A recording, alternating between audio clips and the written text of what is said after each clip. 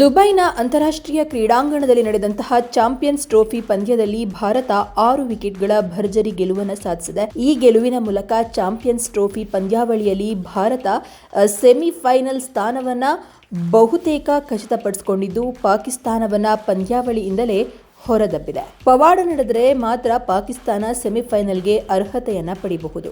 ವಿರಾಟ್ ಕೊಹ್ಲಿ ಅವರ ಅಮೋಘ ಶತಕದ ನೆರವಿನಿಂದ ಭಾರತ 242 ರನ್ಗಳ ಗುರಿಯನ್ನು ಸುಲಭವಾಗಿ ಬೆನ್ನಟ್ಟಿತು. 2017ರ ಚಾಂಪಿಯನ್ಸ್ ಟ್ರೋಫಿ ಫೈನಲ್ನಲ್ಲಿ ಭಾರತವನ್ನು ಸೋಲಿಸಿ ಚಾಂಪಿಯನ್ ಆಗಿದ್ದ ಪಾಕಿಸ್ತಾನವನ್ನು ಭಾರತ ಲೀಗ್ ಹಂತದಲ್ಲೇ ಹೊರದಬ್ಬುವ ಮೂಲಕ ಹಳೆ ಬಾಕಿಯನ್ನು ತೀರಿಸಿದೆ. ಇನ್ನು ಟಾಸ್ ಗೆದ್ದ ಪಾಕಿಸ್ತಾನ ಮೊದಲು ಬ್ಯಾಟಿಂಗ್ ಮಾಡಲಿಕ್ಕೆ ನಿರ್ಧರಿಸಿತು. ಭಾರತದ ಶಿಸ್ತಿನ ಬೌಲಿಂಗ್ ದಾಳಿ ಎದುರು ರನ್ ಗಳಿಸಲಿಕ್ಕೆ ಪರದಾಡಿದ ಪಾಕಿಸ್ತಾನ 49.4 ಓವರ್ಗಳಲ್ಲಿ 241 ರನ್ಗಳನ್ನು ಗಳಿಸುವಷ್ಟರಲ್ಲಿ ಆಲ್ಔಟ್ ಆಯಿತು. Saud Shakeel 62 run, Mohammad Rizwan 46 run, Khushdil 38 run ಗಳಿಸಿದ್ದು ಬಿಟ್ಟರೆ ಉಳಿದ ಆಟಗಾರರಿಂದ ಉತ್ತಮ ಪ್ರದರ್ಶನ ಬರಲೇ ಇಲ್ಲ.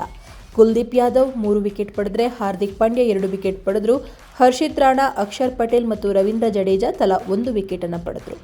ಇನ್ನು 242 ರನ್ಗಳ ಗುರಿಯನ್ನು ಬೆನ್ನಟ್ಟಿದ ಭಾರತ ಶುಭ್ಮನ್ ಗಿಲ್, ಶ್ರೇಯಸ್ ಅಯ್ಯರ್ ಅವರ ಉತ್ತಮ ಬ್ಯಾಟಿಂಗ್ ಮತ್ತು ವಿರಾಟ್ ಕೊಹ್ಲಿ ಅವರ ಅಮೋಘ ಶತಕದ ನೆರವಿನಿಂದ ಭರ್ಜರಿ ಗೆಲುವನ್ನು ಸಾಧಿಸಿತು. ಭಾರತ ತಂಡಕ್ಕೆ ರೋಹಿತ್ ಶರ್ಮಾ ಸ್ಫೋಟಕ ಆರಂಭವನ್ನು ಒದಗಿಸಿದರು. 15 ಎಸೆತಗಳಲ್ಲೇ 20 ರನ್ ಗಳಿಸಿ ಅಪಾಯಕಾರಿಯಾಗಿದ್ದ ಶಾಹೀನ್ ಅಫ್ರಿದಿ ಬೌಲ್ಡ್ ಮಾಡಿದರು. ಕಳೆದ ಪಂದ್ಯದಲ್ಲಿ ಶತಕ ಬಾರಿಸಿದ್ದ ಶುಭ್ಮನ್ ಗಿಲ್ ವಿರಾಟ್ ಕೊಹ್ಲಿ ಜೊತೆ ಎಚ್ಚರಿಕೆಯಿಂದ ಇನ್ನಿಂಗ್ಸ್ ಆಡಿದ್ರು. ಈ ಜೋಡಿ 2ನೇ ವಿಕೆಟ್ಗೆ 69 ರನ್ ಕಲೆ ಹಾಕುವ ಮೂಲಕ ಗೆಲುವಿನ ಭರವಸೆಯನ್ನು ಮೂಡಿಸಿದ್ರು. ಇನ್ನು 46 ರನ್ ಗಳಿಸಿದ್ದ ಗಿಲ್ ಔಟ್ ಆದ ಬಳಿಕ ಶ್ರೇಯಸ್ ಅಯ್ಯರ್ ಮತ್ತು ಕೊಹ್ಲಿ ಭಾರತವನ್ನು ಗೆಲುವಿನ ಹತ್ತಿರಕ್ಕೆ ಕರೆತಂದರು. ಕೊಹ್ಲಿ ಮತ್ತು ಅಯ್ಯರ್ 3ನೇ ವಿಕೆಟ್ಗೆ 114 ರನ್ ಕಲೆ ಹಾಕುವ ಮೂಲಕ ಭಾರತದ ಗೆಲುವು ಬಹುತೇಕ ಖಚಿತವಾಗಿತ್ತು. ಇನ್ನು ಶ್ರೇಯಸ್ ಅಯ್ಯರ್ 56 ರನ್ ಗಳಿಸಿ ಔಟ್ ಆದ ಬಳಿಕ ಕ್ರೀಸ್ಗೆ ಬಂದಂತಹ ಹಾರ್ದಿಕ್ ಪಾಂಡ್ಯ 8 ರನ್ ಗಳಿಸಿ ಔಟ್ ಆದರು. ಅಕ್ಷರ್ ಪಟೇಲ್ ಅಜೇಯ 3 ರನ್ ಗಳಿಸಿದರು. ಇನ್ನು ವಿರಾಟ್ ಕೊಹ್ಲಿ ತಮ್ಮ 51ನೇ ಅಂತಾರಾಷ್ಟ್ರೀಯ ಏಕದಿನ ಶತಕವನ್ನು ಕೊನೆಯ ಎಸೆತದಲ್ಲಿ ಪೂರೈಸುವ ಜೊತೆಗೆ ಭಾರತಕ್ಕೆ ಗೆಲುವನ್ನು ತಂದುಕೊಟ್ಟರು.